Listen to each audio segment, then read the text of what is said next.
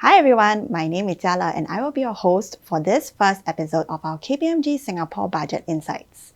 This is a video series where we unpack KPMG's key budget recommendations as we approach Budget 2024. The Singapore budget is a strategic plan to address the challenges around us. In this episode, we will first touch on the global complexities that Singapore is facing and explore how, despite such challenges, Singapore can take steps to prepare for the future and aim for growth. We have none other than our Head of Tax, Ajay Kumarsanganaria, with us to kickstart the series and share his thoughts on this. Ajay, welcome to the show. Thank you, Jala. Happy to be here and share my thoughts. Great. Let us delve right in today.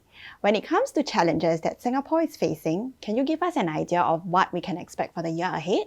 Well, globally, there are economic uncertainties at the back of rising geopolitical tensions, high interest rate, and high inflation.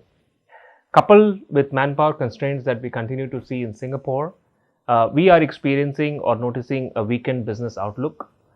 Apart from these economic conditions, businesses will also need to pay attention to other developments to remain competitive.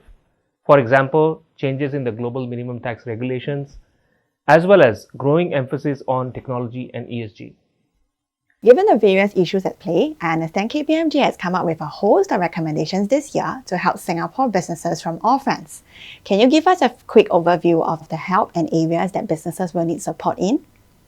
Our budget proposals for this year are based on a 3E framework that Singapore government can consider. Let me elaborate more on each one of them. The first E is elevating Singapore's leadership as a competitive regional hub. The second E is empowering local enterprises for global growth and competitiveness. And the third E is enhancing enterprise resilience and capabilities. 3 E's, that's easy to remember. Let us dive deeper into each of the E's. You have mentioned elevating Singapore's leadership as a competitive regional hub. Currently, Singapore has already strategically established itself as a prime regional destination for businesses and wealth management. Are there any specific areas or sectors that Singapore can focus on to cement its role? In our budget proposals, we have provided recommendations for a number of areas. But for today's discussion, let me highlight 3 key areas that Singapore can consider to solidify its leadership role in the region. First, given the developments to the global tax regulations, Singapore should proactively review its tax incentive offerings to be aligned with global requirements, yet remain attractive to investors. Second, on the innovation and digitalization front, Singapore should champion regional efforts, such as establishing itself as data innovation hubs or shared service centers, and encourage public-private partnerships. Lastly, Singapore should also be at the forefront of tackling climate change.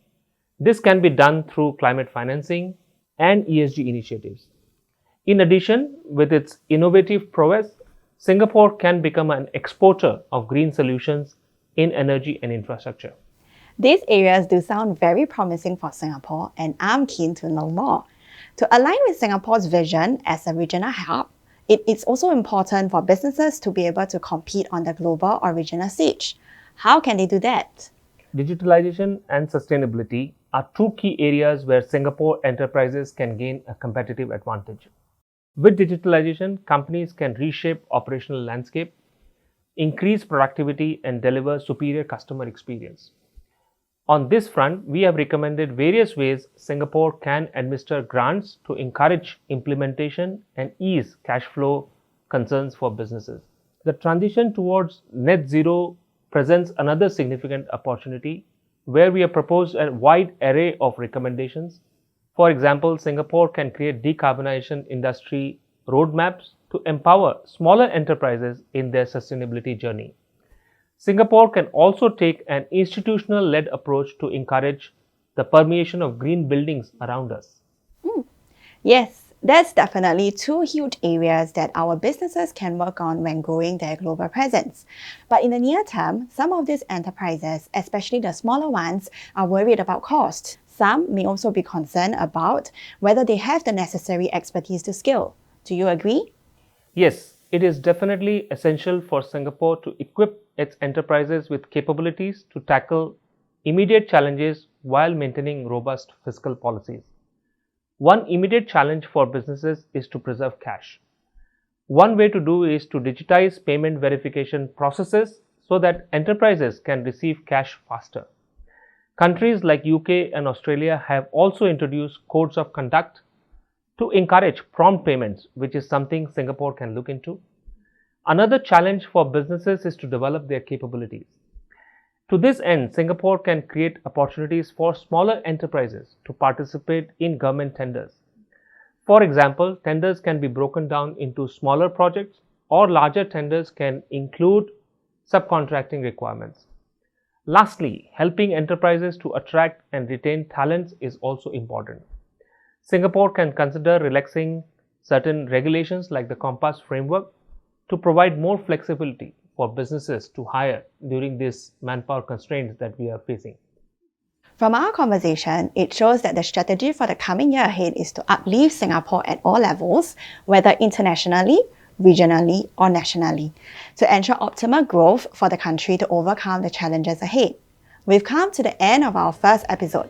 A special thanks once again to Ajay for unpacking KPMG's budget proposal for us and summarizing it in a nutshell. Stay with us for our upcoming episodes where we continue to share more about our budget proposal.